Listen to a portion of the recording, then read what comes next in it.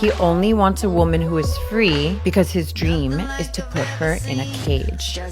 The way my mother always explained it, the traditional man wants a woman to be subservient, but he never falls in love with subservient women. He's attracted to independent women. He's like an exotic bird collector, she said. He only wants a woman who is free because his dream is to put her in a cage.